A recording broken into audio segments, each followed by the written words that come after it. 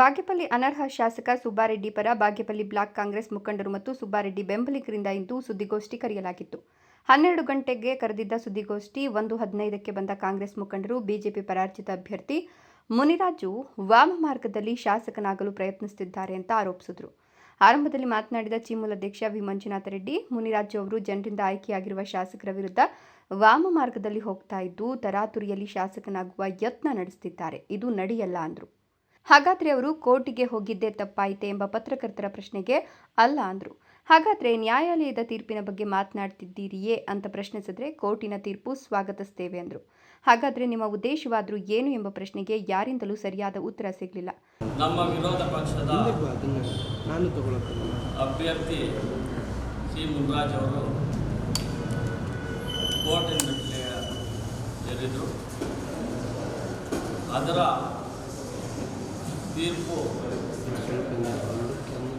February 2016ರಂದು ಅಸ್ತಿತ್ವ ಅಂತ ಉಚ್ಚ ನ್ಯಾಯಾಲಯ ಘೋಷಿಸಿದ ಎಲ್ಲ ಗೊತ್ತಿರೋ ವಿಚಾರ.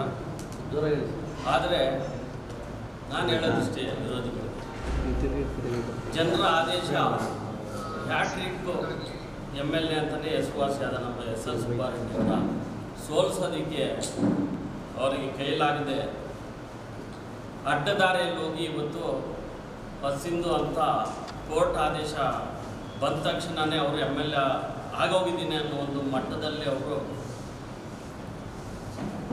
ಅಗಲಕನಸು ಕಾಣ್ತಾ ಇದ್ದಾರೆ. ನನ್ನ ವಿರೋಧಿಗಳು ಒಂದೇ ಹೇಳೋಕೆ, ನಿಮ್ಮ ಕೊಡುಗೆ ಏನು, ನಿಮ್ಮ ಕ್ಷೇತ್ರಕ್ಕೆ ನಿಮ್ಮ ಕೊಡುಗೆ ಏನು? ನೀವು ಹೋಗಿ ಜನಾದೇಶ ತಗೊಂಡು ನೀವು MLA ಆಗಿ ನೀವು ಅಭಿವೃದ್ಧಿ ಮಾಡಿ. ಆದರೆ ಅವರು 25-30 ವರ್ಷದಿಂದ ಸಮಾಜ ಸೇವೆಯಲ್ಲಿ ತೊಡಗಿಸ್ಕೊಂಡು ಆ ಕ್ಷೇತ್ರದ ಅಭಿವೃದ್ಧಿಗೆ ಜನಸಾಮಾನ್ಯರಿಗೆ ಸಿಗುವ ಒಂದು ಶಾಸಕರಾಗಿ ಅವ್ರ ಕೆಲಸ ಕಾರ್ಯ ಮಾಡಿಕೊಂಡು ಬಂದಿರೋದು ನಮಗೆಲ್ಲ ಗೊತ್ತಿರೋ ವಿಚಾರ. ಯಾಕೆಂದರೆ ಯಾವುದೋ ಊರಿಂದ ಬಂದು ನಮ್ಮ ಕ್ಷೇತ್ರದ ಬಾಗೇಪಲ್ಲಿ ಕ್ಷೇತ್ರ 3 ಸಾರಿ ಬಿಟ್ಟರೆ ಸ್ವತಂತ್ರ ಬಂದ ಮೇಲೆ ಮೂರು ಸಾರಿ 3 ಟರ್ಮ್ ಬಿಟ್ಟರೆ ಇನ್ಯಾವಾಗಲೂ ಕೂಡ ನಮ್ಮ ಕ್ಷೇತ್ರ ಕಾಂಗ್ರೆಸ್ ಭದ್ರಕೋಟೆ. ಆ ಭದ್ರಕೋಟೆಯನ್ನು ಚಿತ್ರ ಮಾಡೋದಕ್ಕೆ ನೀವು ಬಂದಿದ್ದೀರಾ, ನಿಮ್ಮ ಕೈಲಾಗಲ್ಲ. ದಯವಿಟ್ಟು ನಿಮ್ಗೆ ಹೇಳೋದಿಷ್ಟೇ, ಜನಪರ ಕೆಲಸ ಮಾಡಿಕೊಂಡು ನಿಮ್ಮ ಅಭಿವೃದ್ಧಿಯನ್ನು ನಿಮ್ಮ ಸರ್ಕಾರ ಏನು ಮಾಡುತ್ತೆ ಯೋಜನೆಗಳು ರೂಪಿಸ್ಕೊಂಡು ಮುಂದಿನ ಚುನಾವಣೆಯಲ್ಲಿ 28 ಚುನಾವಣೆಯಲ್ಲಿ ನಮ್ಮ ಕ್ಷೇತ್ರದ ಜನರು ಭಾಳ ಬುದ್ಧಿವಂತರಿದ್ದಾರೆ. ಒಟ್ಟಾಗಿದ್ದರೂ ಕೂಡ ಭಾಳ ಜನ ಬುದ್ಧಿವಂತರಿದ್ದಾರೆ. ಆ ಬುದ್ಧಿವಂತರು ನಮ್ಮ ಕೈ ಹಿಡಿತಾರೆ ಅಂತ ನಮಗೆ ವಿಶ್ವಾಸ, ನಂಬಿಕೆ ಕೂಡ ನಮಗೆ ನಮ್ಮ ಕ್ಷೇತ್ರದ ಜನರ ಮೇಲೆ ಇದೆ. ಹೋಗಿರೋ ವಿಷಯ ದೊಡ್ಡ ವಿಷಯ ಅಲ್ಲ. ಟ್ಯಾಕ್ಸ್ ಒಂದು ಮಿಸ್ ಆಗಿರೋದಕ್ಕೆ ಶಾಸಕ ಸ್ಥಾನನೇ ಅಸಿಂಧು ಮಾಡೋದು ಸರಿಯಲ್ಲ ಅಂತ ನಾವು ಹೇಳ್ತೇವೆ. ಸರಿ ಇದೆ ಅಂತ ನಾನು ಹೇಳ್ತಾ ಇದ್ದೀನಿ. ಅಪೀಲ್ ಹೋಗ್ತಾ ಇದ್ದೀವಿ ಅಂತ ಹೇಳಿದೀವಲ್ಲ, ನಾನು ಸ್ವಾಗತ ಮಾಡಿದ್ದೀನಿ ಅಂತ ಹೇಳ್ತಾ ಇದ್ದೀನಲ್ಲ. ನ್ಯಾಯದ ಮೇಲೆ ನಮಗೆ ನಂಬಿಕೆ ಇದೆ, ವಿಶ್ವಾಸ ಇದೆ. ಅದನ್ನು ತಲೆಬಾಗೇ ಬಾಗ್ತೀವಿ ನಾವು. ಮುಂದಿನ ಆದೇಶ ಬರುತ್ತೆ, ಆದೇಶ ಏನು ಬಂದರೂ ಅದಕ್ಕೆ ಸ್ವಾಗತ ಮಾಡ್ತೀವಿ ನಾವು ಅದನ್ನು.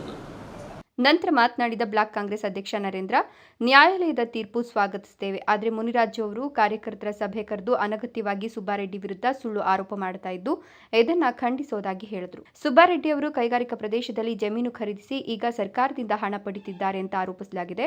ಇದು ಶುದ್ಧ ಸುಳ್ಳು. ರೈತರು ಪ್ರತಿ ಎಕರೆಗೆ 40 ಲಕ್ಷ ಕೇಳಿದ್ರೆ ಸುಬ್ಬಾರೆಡ್ಡಿ ಅವರು 1 ಕೋಟಿ ನಿಗದಿ ಮಾಡಿಸುವಲ್ಲಿ ಯಶಸ್ವಿಯಾಗಿದ್ದಾರೆ. ಅವರು ಏಳಿಗೆ ಸಹಿಸಲಾರದೆ ಸುಳ್ಳು ಆರೋಪ ಮಾಡುತ್ತಿದ್ದು ಇದಕ್ಕೆ ಕಡಿವಾಣ ಹಾಕಬೇಕು ಅಂತ ಒತ್ತಾಯಿಸಿದರು. ಅಲ್ಲದೆ ಸುಬ್ಬಾರೆಡ್ಡಿ ಅವರು ಯಾವ ರೈತರ ಜಮೀನು ಕಬಳಿಸಿಲ್ಲ, ಅವರು ರಾಜ್ಯದಲ್ಲಿ ಪ್ರಾಮಾಣಿಕ ನಾಯಕರಾಗಿದ್ದಾರೆ ಎಂದರು. ಮುಖಂಡ ಮಂಜುನಾಥ ರೆಡ್ಡಿ ಮಾತನಾಡಿ, ಮುನಿರಾಜು ಅವರು ಸುಬ್ಬಾರೆಡ್ಡಿ ಅವರನ್ನ ಭ್ರಷ್ಟ ಅಂತ ಕರೆದಿದ್ದಾರೆ. ಇದು ಸರಿಯಲ್ಲ. ಮುನಿರಾಜು ಅವರಿಗೆ ತಾಕತ್ತಿದ್ರೆ ಅವರು ಮಾಡಿದ ಆರೋಪಗಳಿಗೆ ದಾಖಲೆ ನೀಡಲಿ. ಆ ಕ್ಷಣದಿಂದಲೇ ಸುಬ್ಬಾರೆಡ್ಡಿ ಅವರು ರಾಜಕೀಯ ನಿವೃತ್ತಿಯಾಗಲಿದ್ದಾರೆ. ಆರೋಪ ಸಾಬೀತು ಮಾಡದಿದ್ರೆ ಮುನಿರಾಜು ಅವರು ರಾಜಕೀಯ ನಿವೃತ್ತಿಯಾಗ್ತಾರಾ ಅಂತ ಪ್ರಶ್ನಿಸಿದರು. ಎಲ್ಲಿಂದಲೂ ಬಂದು ಬಾಗೇಪಲ್ಲಿಯಲ್ಲಿ ಜಾತಿಗಳ ಮಧ್ಯೆ ದ್ವೇಷ ಬೆಳೆಸುವ ಕೆಲಸವನ್ನು ಮುನಿರಾಜು ಮಾಡುತ್ತಿದ್ದಾರೆ. ಇದು ಪ್ರಜಾಪ್ರಭುತ್ವ ವ್ಯವಸ್ಥೆಯಲ್ಲಿ ಸರಿಯಲ್ಲ. ಮುನಿರಾಜು ಅವರಿಗೆ ಜನಬೆಂಬಲವಿದ್ದರೆ ಮುಂದಿನ ಚುನಾವಣೆಯಲ್ಲಿ ಗೆದ್ದು ಶಾಸಕರಾಗಲಿ. ವಿರೋಧ ಮಾಡುವವರು ಯಾರಿದ್ದಾರೆ ಅಂತ ಸಲಹೆ ಕೊಟ್ಟರು.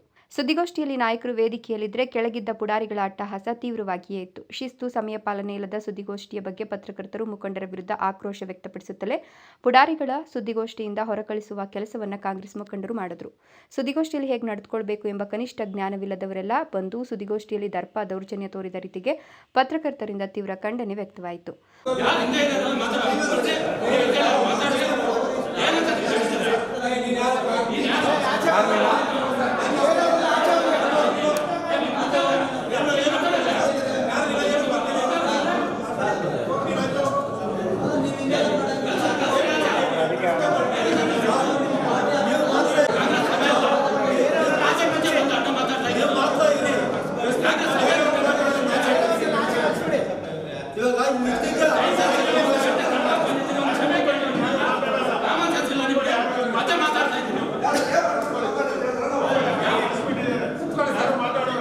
1 ಗಂಟೆಗೂ ಹೆಚ್ಚು ತಡವಾಗಿ ಬಂದರೂ ಕ್ಷಮೆ ಕೇಳುವ ಕನಿಷ್ಠ ಸೌಜನ್ಯ ತೋರದ ಕಾಂಗ್ರೆಸ್ ನಾಯಕರ ವರ್ತನೆ ಬಗ್ಗೆ ಪತ್ರಕರ್ತರು ಪ್ರಶ್ನಿಸಿದ್ರೆ ಅದಕ್ಕೂ ಮುಖಂಡರಿಂದ ಬೇಜವಾಬ್ದಾರಿ ಉತ್ತರವೇ ಸಿಕ್ತು. ಒಟ್ನಲ್ಲಿ ಸುದ್ದಿಗೋಷ್ಠಿಯಲ್ಲಿ ಕಾಂಗ್ರೆಸ್ ಪುಡಾರಿಗಳು ದರ್ಪ ದೌರ್ಜನ್ಯ ತೋರಿದ್ದು ಇದನ್ನು ಮುಕ್ತ ಕಂಠದಿಂದ ಪತ್ರಕರ್ತರು ಖಂಡಿಸಬೇಕಿದೆ.